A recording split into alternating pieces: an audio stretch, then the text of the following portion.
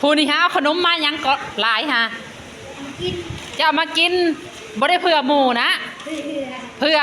เจ้าเสียดได้เผื่อหมูอาหารกินอาหารหมูนะแม่ป้าเบิ่งแน่ซุมเจ้าเอาขนมมาให้หมูว่ะอาหารหมูแล้วหมูว่าได้บัดนี้หมูฮะป้าโตสื่อกับสื่อหมาแดงเบิ่งดูซุมเจ้าเปลี่ยนสื่อให้เล่าเด้อสื่อลาบุญมีบัดสิไปเอิ้นลาหมาแดงป้าพี่น้องเบิ่งแน่ซื้อขนมมาหลายแล้วว่าเอาไปย้ายทางนั้นเหลื่อมเด้อทางน่ะเบิ่งเด้อทางนี่ป้าโห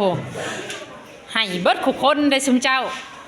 ขนาดเด็กน้อยเขายังหูจักพุ่นน่ะยังหูจักแบ่งหูจักปัน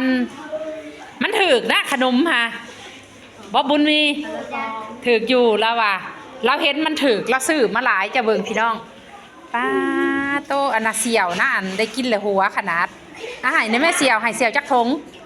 ถ้าคือให้น้อยแท้ให้เสี่ยวว่าได้บัดนี้ฮะว่าได้จะเอาให้หมูฮะหมูดีใจบ่หรือหมูบ่ดีใจโมโหน้ำเขาโมโหน้ำเขาเอ้าสุจะเอาขนมน้ำเล่าดีใจอยู่บ่หรือบ่ดีใจดีใจว่าได้บัดนี้ฮะดีใจฮะขอบใจเด้อบุญมีสื่อเล่าบุญมีพากันเอิญเล่าหาหมาแดงว้า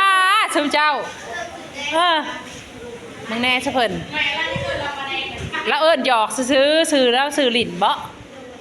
ซื้อหลินซื้อหมาแดงโอ้จบแท้ป้าโตกระเพาะอันน่ะอยู่เด้อแบบนี้เด้อสมเซยแล้วเนาะสมเซยดูได้ขนมมาแบ่งปันหมูกินบาดนี้หมูได้ซะสิเอายังมาให้เราหมูสิเอายังมาให้เราป้าสิให้เราลอกการบ้านวะให้เราลอกการบ้านวะ